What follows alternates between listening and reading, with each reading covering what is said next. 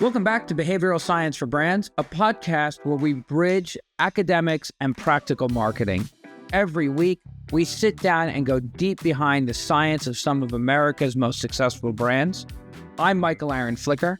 And I'm Richard Shotton. And today we're diving deep on the behavioral science powering Five Guys, one of America's fastest growing, most successful restaurant chains. Let's get into it. So Richard, Five Guys is a hamburger and fries restaurant. I noticed in our prep, you all on the other side of the pond don't call it hamburger and fries. You call it... Oh, you say hamburger fries. I mean, we also say chips as much, but I think especially when it comes to like a McDonald's or a Five Guys, you don't talk about fries. So you would say fries. Yeah. Got it.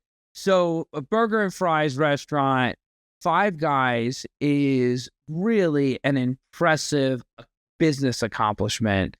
To give you a sense of the scale of this restaurant, 1,700 locations globally, doing $2.3 billion a year in sales. By comparison, In-N-Out Burger, a beloved burger chain here in the U.S., 378 locations, or internationally well-known Johnny Rockets, 350. If that wasn't enough, 1,700 locations, Five Guys currently operating, they have another 1,500 under development. So they will easily cross 3,000 in the next few years. So as we said in the opening, in the last 30 years, Five Guys has really become one of the fastest growing successful restaurant chains in the U.S. But we always like to talk a little bit about the history and the start.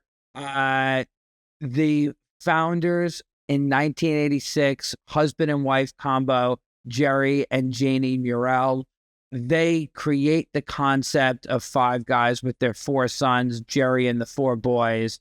And as the story goes, eventually they have a fifth son. Those now are the Five Guys that run this burger chain. And it's a story of one store that does one thing incredibly well, that then grows and franchises early and really is a great business success. And as I was doing research for the episode, just one fun fact. Like Chipotle, Five Guys has no freezers in any location. To prove the freshness of the quality of their ingredients, everything is stored only in refrigerators or at room temperature. Really, again, talking about the quality of the ingredients and the freshness of the food. But as you and I started to look at the behavioral science that we can learn from because of Five Guys, you and I did not focus on their advertising and marketing. We focused on the experience that you have in the restaurant. And if you've never walked into a Five Guys, you might be able to picture their red and white checkered facade.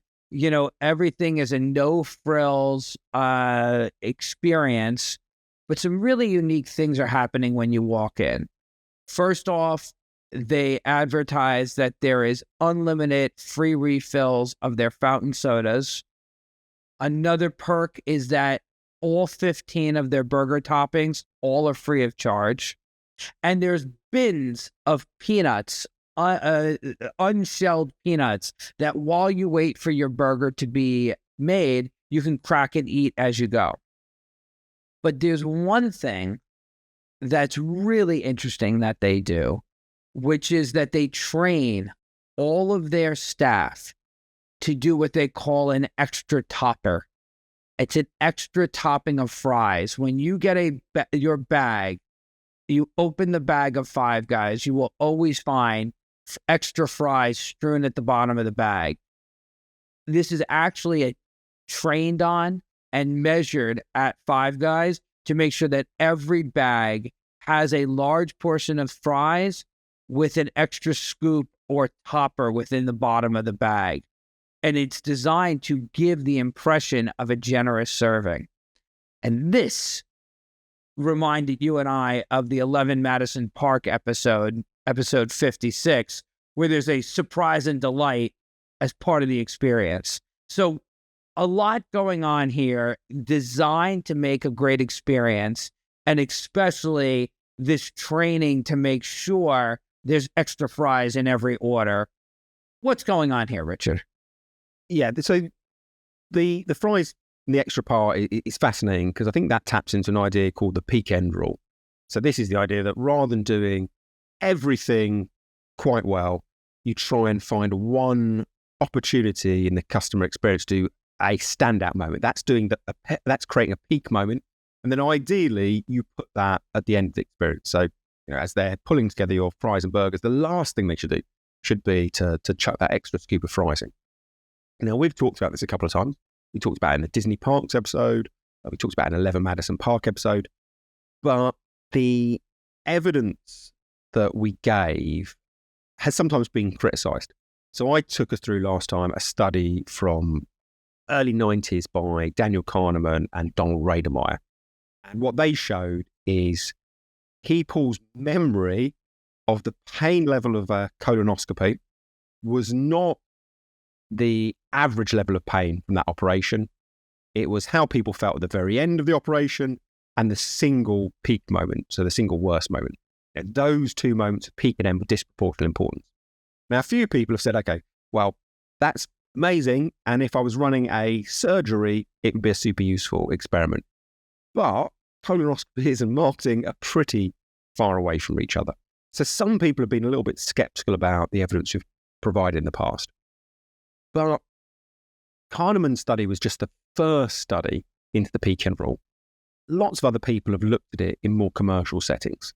So one of my favourite studies in this area comes from Amy Doe, who's at Dartmouth. And in 2008, she tests the peak end rule. She sets up a raffle and she tells 100 people who take part that they've won. And she gives them a DVD that they can watch, showing its age slightly, DVD. And half the people are given a great DVD, or they pick from a list of great DVDs, half pick from a list of mediocre DVDs. Once they've watched the film, she then contacts them and say, oh, you've got a bonus DVD you can have as well. And this time, if people have previously picked from the great list, they now pick from the mediocre list. If people have previously picked from the mediocre list, they now pick from the great list. So what she's now doing is people have got the same experience, one great DVD and one mediocre DVD. All that's changing is the order. Some people get the great thing first, some people get the mediocre thing first. And what she finds is that the ratings of their happiness from taking part in the raffle vary significantly. So people who end with the high quality DVD, they rate their experience 16% better than those who end with the mediocre DVD. And that is a far more, I think, commercial setting about films and brands and prize draws that shows that, yes, the peak end rule works in medical settings, but finishing on a high is just as important in these kind of more business-like settings. That's so helpful to hear you walk through. And what strikes me about our case study here with Five Guys is it can be very enjoyable to have peanuts while you wait. And if you happen to dine in, it can be really nice to have extra Coca-Cola. But everyone, 100% of the people that get the bag of food will open and have the peak end, the end be really satisfying, that there's extra fries at the bottom of the bag. So it's making sure whether you dine in or dine out, whether you're in a rush or not, every product delivery has the peak end rule built into it, much like what Doe is explaining in the DVD example. It's a really nice application of what Doe is studied here. Yeah, and it's I think it's one that shows again, like in the 11 Madison Park episode, that these peak moments don't have to be expensive necessarily. This isn't about giving away, £5 or £10 worth of value. It is an extra scoop of fries, but it's the difference between what people expect and what they get. That's enough to make it a peak moment. It's a great point because if you look at some of the interviews with the founder of Five Guys, Jerry Murrell, he says that the cost of those extra fries are already baked into the cost of the order. So in this instance, they're only giving away the perception of something extra. Really, you've already paid for that extra scoop of fries in your meal anyway. Yeah, yeah. So what other biases would Five Guys be harnessing here? It's the other bias I think they're really good at harnessing is the fact that the way that the restaurant is laid out is you can always see into the kitchen. That's one of the things they've set up. And that, I think, taps into an idea called the illusion of effort. So this is the argument that exactly the same product, like burger, will be rated differently dependent on whether people think lots of effort has gone into its creation or a minimal amount of effort. So one study in the area comes from Kruger, who's at the University of Illinois, 2004 study. He recruits 138 people and he gets them to read a poem that's called Order. Half the people are told that that poem took 4 hours to write. Half the people are told it took 18 hours to write. But remember, everyone just sees exactly the same poem. But the people who think it was knocked out quickly, they rate it at 5.8 from an 11-point scale, whereas those who think a bit more effort went into it, they rate it at 6.4 on the 11-point scale. So the same artistic product is rated 10% higher if people told this story of effort going into its creation. We do not just judge products on their inherent qualities. Artistic merit in the case of a poem, taste in the case of a burger. A lot of what drives our perception is whether or not we think the chef or the poet put effort into that product. And to me, this is a critical point, and it brings up episode 13 when we talked about Dyson vacuums, and one of their ad campaigns is how many tests they ran to get to the perfect vacuum. Another example of the illusion of effort. But this one, that's almost proving in Dyson's case the illusion of effort to how sophisticated the invention is. This illusion of effort is much more relatable to me in most business cases, which is you can see the work going in, and therefore you can see why it should be worth more. Yes, and I'm very conscious that poems and burgers are quite different things again.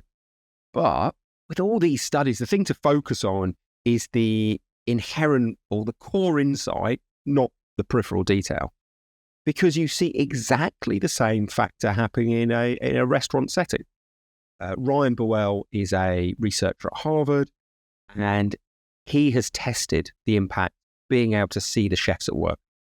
So gets 299 people to go to a restaurant, and some of them can see into the kitchens, others can't. And then he gets those people to rate quality of their meal. And he finds if you can't see into the kitchen, the average rating is 4.6. If you can, it's 5.5. Again, exactly the same product is rated, this time 22% higher, if people can see the work going on. Now, I think that's fascinating because everyone, presumably in a restaurant, knows that a chef has had something to do with your food. Of course. But by seeing into the kitchen, it's just made more salient and it's more front of mind.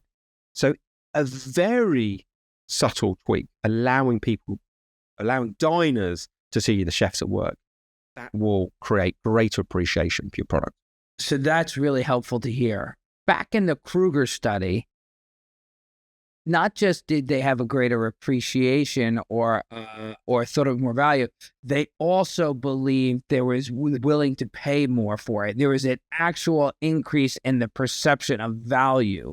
To me, that's almost the thing that penetrates the business insight. It's nice that they have more appreciation, but it's much more important that they have an actual increase in the perception of value. Yeah, that's a very good point. So yeah, I forgot about that element. There was another question that Kruger asked where he said, imagine this poem is being sold to a magazine. What do you think a fair price would be for it? And if people have thought the poem was knocked out in 4 hours, average estimate was $50. If it was 18 hours, it was $95. So that is an almost doubling. I think it's a 90% improvement in value perception. So yes, we think the quality of the poem is better when we know effort's got in, but we're also prepared to pay more as well. So yeah, these are commercially applicable findings. Richard, it strikes me that this illusion of effort really can be applied to almost every industry in almost every setting, because showing the effort that goes into something is often something that we try to erase from the experience. Fast food is about getting it done quickly. Fast fashion is about moving quickly through trends. But actually, this behavioral science bias would teach us a little bit the opposite. Yeah, absolutely. I was speaking to someone who worked at a big pub chain in Britain, and they were saying they would get told off by management if they didn't take out the meals within 5 minutes. Actually, the illusion of effort would suggest actually the management are mistaken there. If I'm in a pub and I've ordered a roast dinner, even if you can reheat in 5 minutes, I'm not sure that's necessarily the best thing to do. Maybe feel like there's work and effort going on there. Maybe 10 minutes would be the ideal amount of time. What's so interesting about behavioural science is it suggests that you should put a question mark at the end of this drive for speed and think, well, maybe we could boost our appreciation if we, on certain occasions, added a little time to the process, or we were transparent and let people see into the kitchen so they could see all those activities going on. In your example of the pub, if not making it take more time, at 4 minutes, having the waitress stop by and say, we really pride ourselves on moving fast here. We're just finished roasting the next fresh chicken and yours will be out. And a minute later it comes out. Gives that you're making the effort obvious. You're making sure, even if you decide to deliver fast, that you make the effort visible. Yeah, absolutely. Lots of different ways. The other one I really like is there's a fast food, I think the Japanese chain, they do a lot of sushi. Probably just in Britain at the moment, I think called Itsu. Not in America yet, that I'm aware of, yeah. Yeah. I think founder might have been ex-prep. But anyway, they have a problem. Loads of these stores are at train stations. And if you've got an audience at a train station, they do not want to be waiting long for the food. So they will bring out food very, very quickly, like the miso soup. So they have this danger of, well, I'm serving people very quickly. And because it's so quick, the diner might assume that it's poor quality. So what they often have is an A board outside the shop that will emphasize not the slowness of the delivery of the food, but the amount of effort that went into its creation or the experience of the miso. So there's something like one of the A boards says, we've heard that it takes 10,000 hours to learn a skill properly. Well, our miso master, Yoshihiro, has 744,264 hours of experience in creating miso soup. So they're switching the attention from speed of delivery of food to length of time to get to the state where you can create these amazing recipes. So much creative opportunity once you understand the science behind it to say, how are we going to use this illusion of effort in a way that meets our business needs? We still have to turn miso soup quickly. We still need to deliver roast chicken fast, but get the benefit of this behavioral science insight. So there was one more area of Five Guys that we wanted to narrow in on.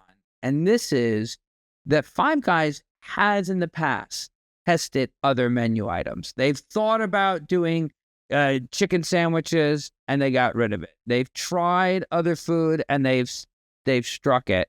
And they are known as a burger and fry place. They have a hot dog on the menu, but that's about it. And so they're known for doing one thing really well. There's some behavioral science behind this as well. Yeah, the idea here around simplicity and focus is the key part. So there's a series of experiments called the goal dilution effect. which is people are suspicious if you claim to be able to do a wide variety of tasks. So the experiment I wanted to discuss was a 2007 study. Comes from two University of Chicago psychologists, Zhang and Ayelet Fishbach.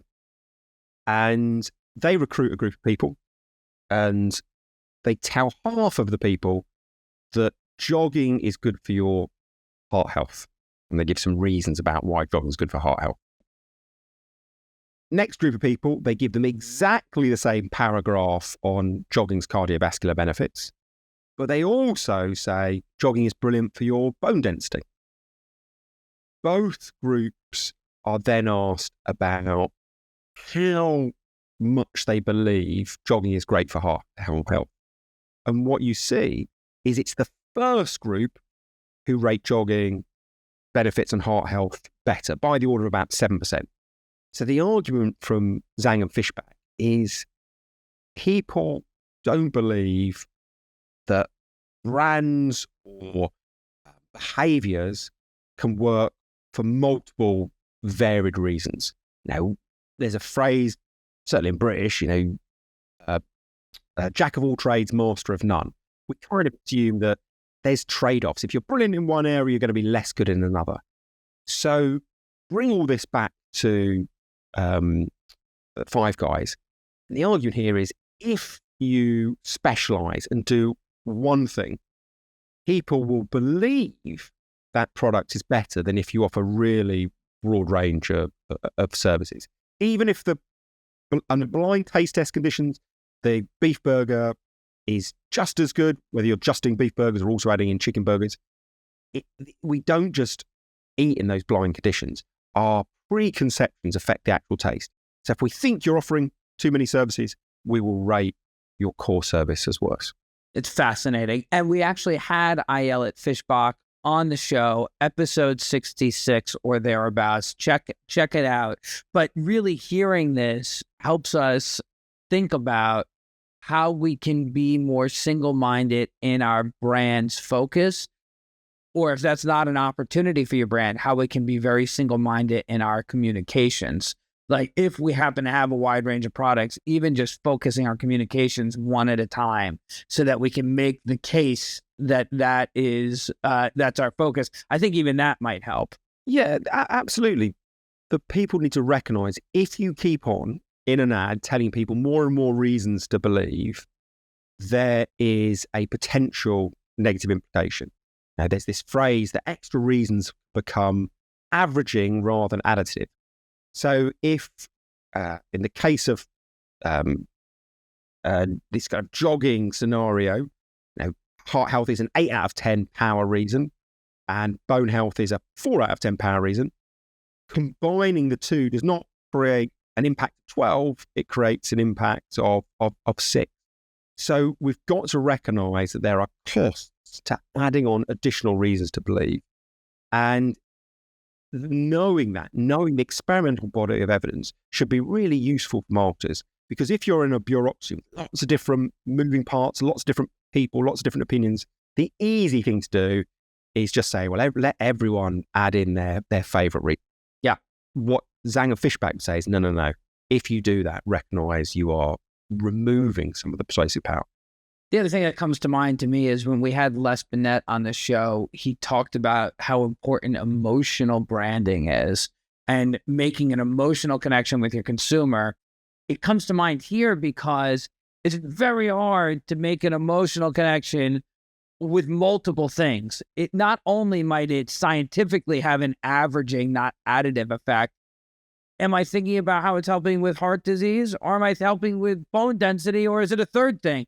All of a sudden, my emotional connection that I get from seeing a jogger thinking about preventing heart disease gets interrupted when there's too many rational benefits, or there's too many benefits laid on top. So I don't think I'm specifically talking about cognitive load, but just the sense that a simpler message, a more clean message, has the better chance to be more emotionally connective, has lots of scientific benefits that Les Binet talks about.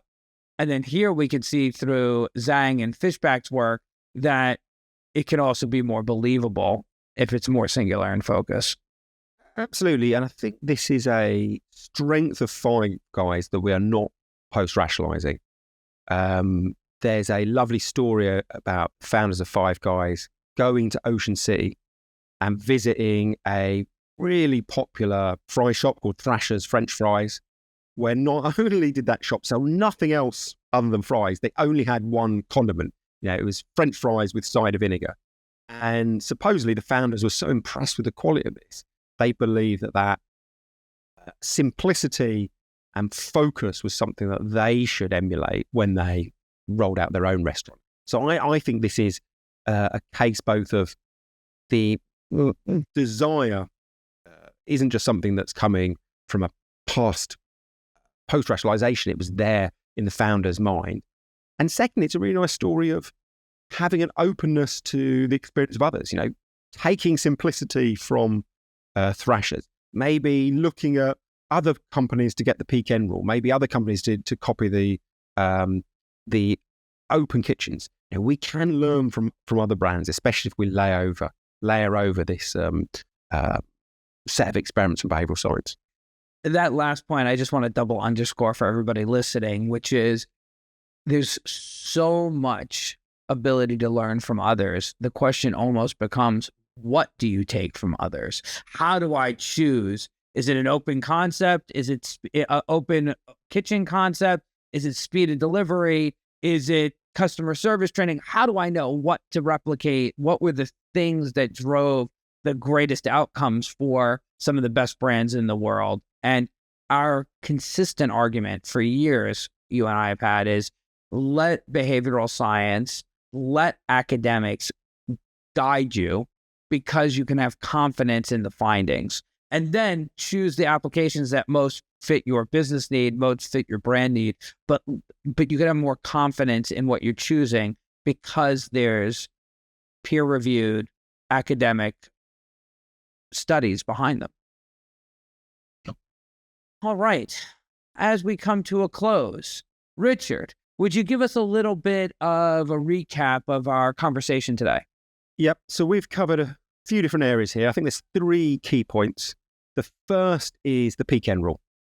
When people are remembering the experience they've had at your restaurant or your brand, they do not remember all moments equally. What really shapes their memory is how you close the experience and the single highlight of the time they've spent with you. So this is the idea of the peak end rule. Some moments matter more than others. We then talked about Five Guys and the open kitchens, and that taps into this idea called the illusion of effort. We do not judge the quality of a burger or how much we're prepared to pay just on its inherent qualities, its tastiness, its price. We're also deeply influenced by the stories that go around it. And if a communicator or a brand draws attention to the amount of effort that went into creating that product, we will value it more highly. Exactly the same thing will be valued more highly if we know lots of effort's gone into it. And then finally, we talked about the goal dilution effect. That people believe that there are trade-offs, that you as a brand cannot be all things to all people. So don't tell people that you do lots and lots of, or there's lots of amazing reasons to pick your brand. Every additional reason will weaken the belief in your core message. So be single-minded, pick one thing to communicate, 2 things to communicate that you do brilliantly. Don't keep on adding a long list of mediocre reasons to believe. Thank you for the summary. So as we come to a close today, Richard, we're talking hamburger and fries. What's the way that you order your burger and fries? Is there toppings that you prefer? What's your favorite order at a Five Guys or any burger chain? I've not been to Five. I have been to Five Guys, I think once or twice, but I'm probably more likely to be in a McDonald's. And I would say, keep it simple. Get a plain burger. And I absolutely love would you call them gherkins? We call them pickles. Oh, well, I love the gherkins. So yeah, or your pickles. That's the highlight. Ideally, I'm going with someone who doesn't like pickles, and I can have theirs as well. For me, that would be a hamburger, not a cheeseburger. Yeah, I'm with you. It's the same for you. Lettuce, tomato, pickles, ketchup, and A1 sauce. That's a perfect burger. What A1 sauce? Oh, A1 sauce is apparently American then. It would be known as a steak sauce with, I guess, tomato and Worcestershire sauce in it. But it's you found in every steakhouse and in every supermarket in America. I'll bring you a bottle the next time I come to London. Yeah. And there you have it, everybody. If today's episode sparked a new idea for you, please do us a favor. Follow us, leave a review, or just share this episode with someone who you think loves marketing as much as we all do. And if you have a favorite behavioral science principle or an example of work you see doing well in the market, let us know, and we might be able to feature it in an upcoming episode. Until next time, I'm Michael Aaron Flicker. And I'm Richard Shorten.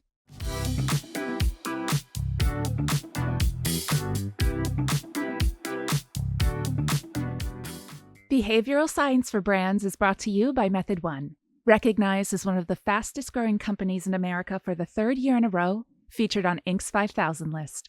Method One is a proudly independent creative and media agency grounded in behavioral science. They exist to make brands irresistible, helping people discover products, services, and experiences that bring moments of joy to their lives. As behavior change experts, Method One creates emotional connections that drive true brand value for their clients, focusing primarily with indulgence brands in the CPG space. Find out more at methodone.com.